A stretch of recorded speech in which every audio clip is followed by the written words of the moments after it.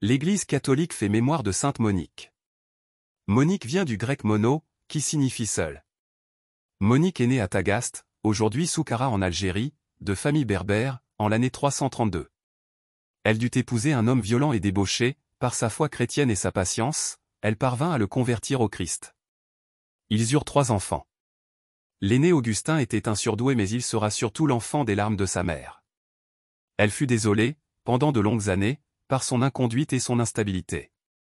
Il avait pris une concubine et était fasciné par les modes et les sectes de son époque, oubliant les supplications de sa mère. À force de prière et de persévérance, Monique aura l'immense joie de participer enfin au retour et au baptême de son fils prodigue. À travers les écarts de sa vie et de sa pensée, le futur saint Augustin d'Hippone était un passionné de la recherche de la vérité. Le problème du mal le hantait, sans que la Bible lui apporte encore la lumière.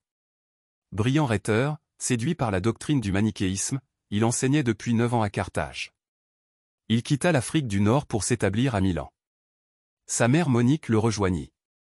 La vivait et témoignait un grand évêque, Ambroise, il va retourner complètement l'expérience d'Augustin.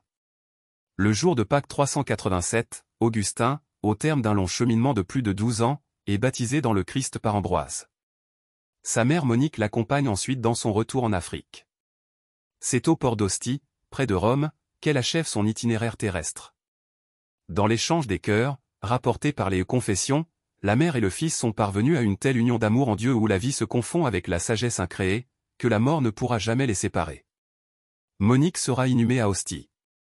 Au XVe siècle ses restes seront transférés en l'église Saint-Augustin à Rome. Sainte Monique, priez pour nous. Évangile.